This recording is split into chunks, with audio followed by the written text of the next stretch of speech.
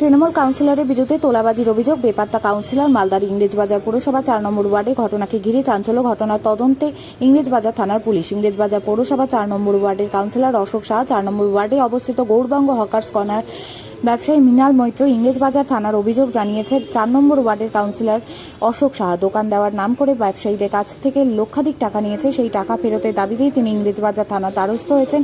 এদিকে থানায় অভিযোগ দেওয়ার পর থেকেই বেপাত্তা কাউন্সিলর অশোক শাহ তার বাড়ি তালাবন্ধ। বারবার যোগাযোগ করার চেষ্টা হলেও তার মোবাইল সুইচ অফ।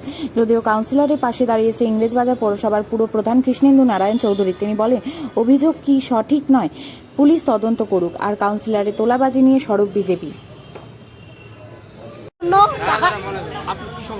আমার প্ল্যাটফর্ম চেয়েছিলাম, প্ল্যাটফর্ম আমার 1 বছর থেকে কাগজ ঘুরিয়ে দিয়েছিল, পরে এত দিনে প্ল্যাটফর্ম দিয়েছে, টাকা বেশি নিয়েছে, এখনো ঘর খোলেনি। 1 বছর ধরে বসে আছি। 57,000 টাকা নিয়েছে, 50,000-এর রসিদ দিয়েছে। কারো কাছে 1 লাখ 2 লাখ নিয়েছে, রসিদ দিয়েছে এরকম 50,000-এর বেশি নিয়েছে। কাটমানি বেশি খেয়েছে সবার কাছে।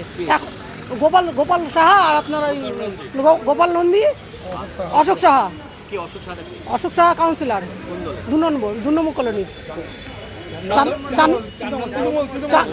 তৃণমূল 4 নম্বর ওয়ার্ড। বেশি নিয়েছে। আমার 50,000 রসিদ দিয়েছে। 57,000 নিয়েছে। অন্য কাছে 1 লাখ নিয়েছে, 1 লাখ 20 নিয়েছে, 80 নিয়েছে, 90 নিয়েছে।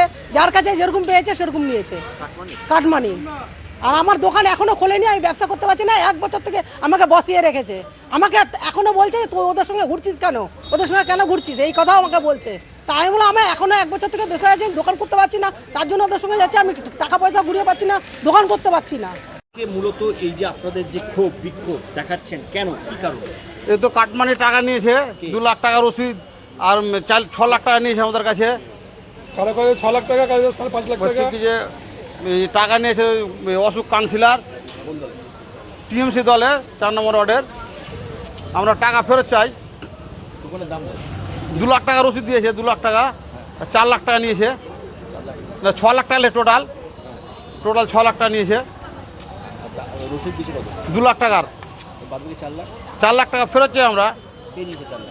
4 লাখ টাকা কাউন্সিলর নিয়েছে, অশোক কাউন্সিলর নিয়েছে 4 নম্বর ওয়ার্ডের। টাকা চাইতে হলে কি বলছে? টাকা চাইতে বলতে একে দেখাচ্ছে, ওকে দেখাচ্ছে। কৃষ্ণন্দুকে ডাকলো, কয়েকদিন আগে এসেছিলো কৃষ্ণন্দু, এসে তো ড্রেনের অর্ডার দিয়ে চলে গেলো। এদিকে দোকান কথা কিছু বললোই না। আপনারা কি চাইছেন? আমরা টাকা ফেরত চাইছি, কাটমানি ফেরত চাইছি। হ্যাঁ, অভিযোগ করছি তো কথা তো। 4 নম্বর ওয়ার্ডের তৃণমূল কংগ্রেসের কাউন্সিলর অশোক সাহার বিরুদ্ধে মালঞ্চপল্লী এলাকায় বাজারে স্টল দেওয়ার নাম করে কোটি কোটি টাকা কাটমানির তছরূপের অভিযোগ উঠেছে। সাধারণ মানুষের, গরিব মানুষের, খেটে খাওয়া মেহনতি মানুষের কোটি কোটি টাকা লুট করেছে অশোক সাহা এবং থানায় এফআইআর হয়েছে। আমরা ভারতীয় জনতা পার্টি বলতে চাই যে শুধু অশোক সাহা যুক্ত নয়, অশোক সাহার সাথে পৌরসভার একাধিক ব্যক্তি এর সাথে যুক্ত রয়েছে। আমরা চাই প্রশাসনিকভাবে, প্রশাসনের কাছে অনুরোধ করছি অশোক সাহার বিরুদ্ধে যে এফআইআর হয়েছে তার বিরুদ্ধে যাতে কঠোর থেকে কঠোরতম ব্যবস্থা নেওয়া হয় এবং অশোক সাহার সাথে কারা কারা জড়িত রয়েছে, কারা কারা সেই কাটমানির ভাগিদার, সেটা যাতে সাধারণ মানুষের সামনে প্রকাশ্যে আনা হয় এবং যারা যারা জড়িত থাকবে তাদের বিরুদ্ধে যাতে কঠোর থেকে কঠোরতম শায়েস্তা করা হয়, এটা আমরা ভারতীয় জনতা পার্টির পক্ষ থেকে আর্জি রাখছি। এবং সাথে সাথে বলি যে এই পৌরসভায় যেসব কাউন্সিলর থেকে শুরু করে যারা আমলারা, যারা দুর্নীতিতে জড়িত, এটা একটা ওখানে একটা মার্কেট করি, যে গভর্নমেন্টটা হকার্স মার্কেট।